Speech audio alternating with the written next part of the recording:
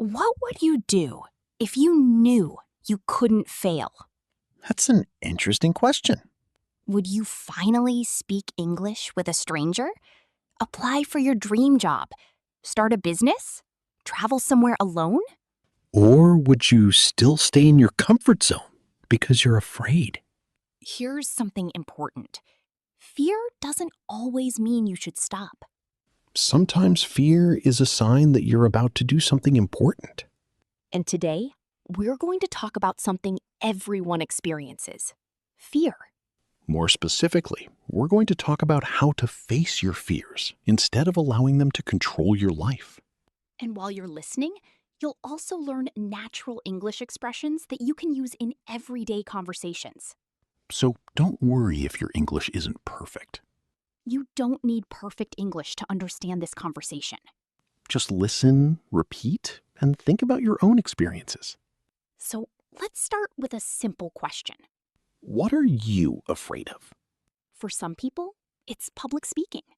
For others, it's making mistakes. Some people are afraid of failure. Some are afraid of rejection. And many English learners are afraid of speaking English because they think people will laugh at their mistakes. But here's the problem.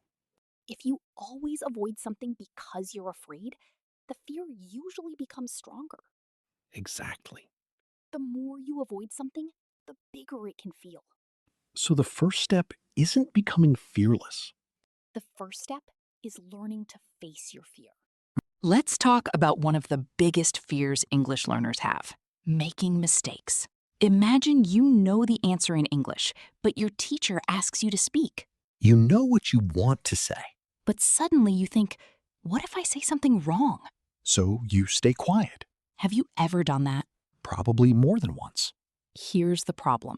If you never make mistakes, you're probably not practicing enough. That's because mistakes are part of learning. Think about a child learning to walk. A child falls many times. But nobody says, you fell, you should stop walking. We understand that falling is part of learning. Learning English is similar. You might say the wrong word. You might use the wrong tense. You might pronounce something incorrectly. And that's okay.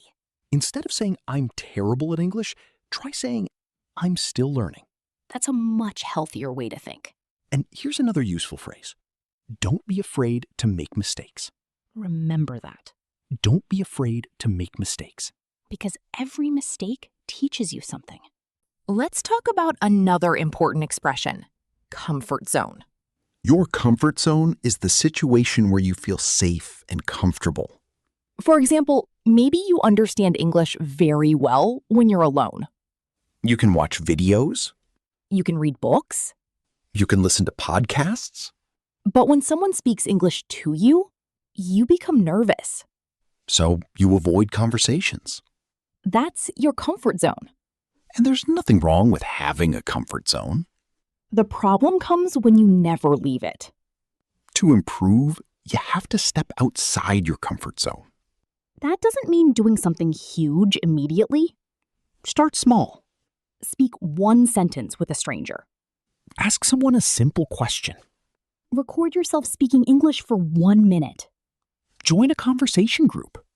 Every small step makes the next step easier.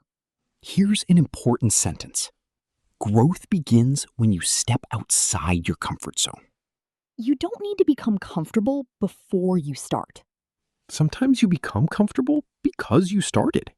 Now let's talk about another common fear: failure. Many people don't start because they're afraid they might fail. They think, what if I fail? But here's another question.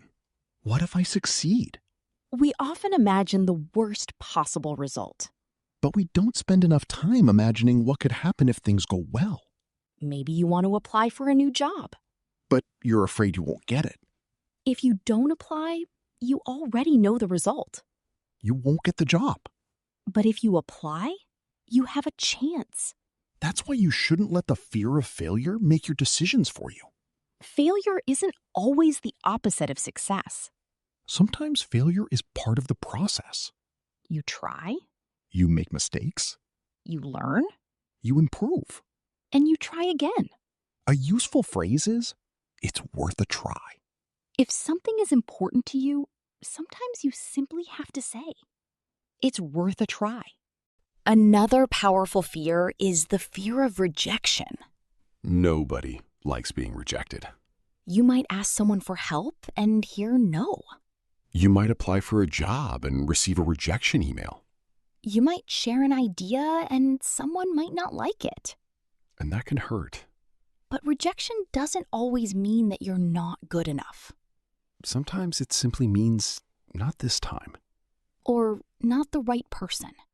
Or not the right opportunity. Imagine you apply for 5 jobs. 4 companies reject you. Does that mean you're a failure? No. It means 4 opportunities didn't work out. And the 5th one might be the right one.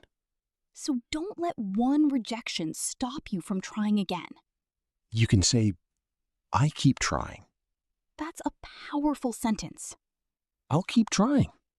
Not because rejection feels good. But because your future shouldn't be decided by one no. So how do you actually face your fear? Let's make it practical. Step 1, identify the fear. Ask yourself, what exactly am I afraid of? Don't just say, I'm scared. Be specific. I'm afraid people will laugh at my English. Or, I'm afraid I'll fail the interview. Step 2, start small. Don't try to overcome your biggest fear in one day. Take a small step. If you're afraid of speaking English, start with 1 sentence. Then 2 sentences. Then a short conversation. Step 3, accept discomfort. You might feel nervous. That's okay. You don't have to wait until you feel completely confident. You can act while you're nervous. Step 4, keep going. Confidence doesn't usually appear before action. It often appears after repeated action. The more you do something, the more familiar it becomes.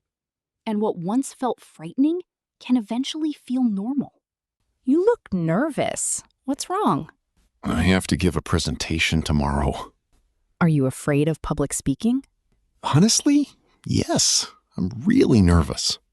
What are you most afraid of? I'm afraid I'll forget what I want to say. What if you make a mistake? That's exactly what I'm afraid of. But everyone makes mistakes. I know, but it's different when everyone is watching you. I understand, but you can't let fear control you. You're right. Just focus on one small step at a time. What do you mean? Don't think about the whole presentation. Just focus on your opening. My opening? Yes. Practice the first few sentences until you feel comfortable with them. That sounds easier. Then practice the next part. I guess I need to step outside my comfort zone. Exactly. I'm still nervous, though. That's okay. You don't need to be fearless. I just need to do it. Exactly. You know what? It's worth a try. That's the spirit. Here's something I want you to remember. Fear is a feeling, not a decision. You can feel afraid and still move forward. You can feel nervous and still speak. You can feel uncertain and still try. You can be afraid of failure and still take the first step. Imagine fear sitting beside you. Fear says, don't do it. And you say, I'm gonna try anyway. That's courage. Courage doesn't mean that you're never afraid. Courage means you don't allow fear to completely control your actions. Think about something you've been avoiding. Maybe it's learning English. Maybe it's applying for a job. Maybe it's talking to someone. Maybe it's starting something you've wanted to start for years. Ask yourself, what is one small thing I can do today? Not tomorrow. Not next month. Today. One small action can change the direction of your life. Let's talk about confidence. Many people think confident people don't feel fear.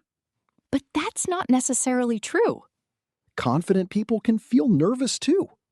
The difference is that they've learned to keep going. Confidence grows through experience. Imagine you speak English with someone for the first time, Maybe you're nervous. but you finish the conversation. Then you think, I did it. The next conversation becomes a little easier.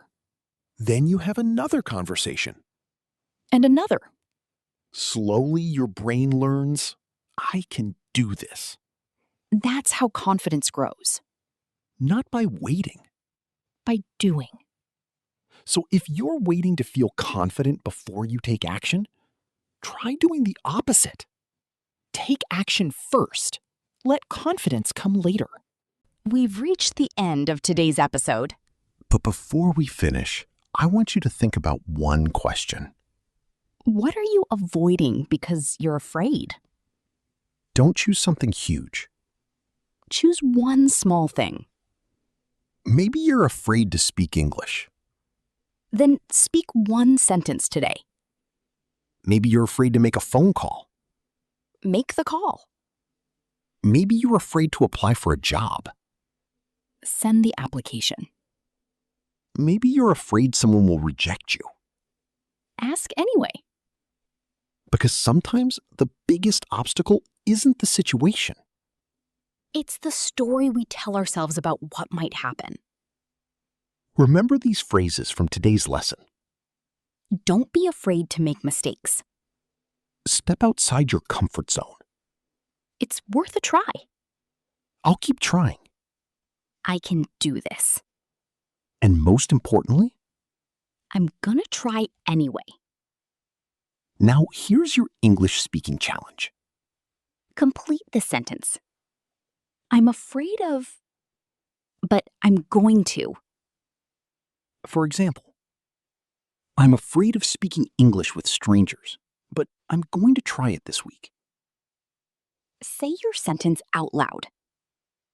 Then say it again, And one more time. because you're not only practicing English. You're practicing courage. And remember, you don't have to eliminate fear before you move forward. Face the fear. Take one small step and keep going. If you enjoyed today's English podcast, don't forget to like the video, subscribe to the channel, and share it with another English learner. And tell us in the comments, what is one fear you're ready to face? Write your answer in English. It can be just one sentence. Thanks for listening. Keep learning. Keep speaking. And most importantly, Don't let fear stop you. see you in the next episode.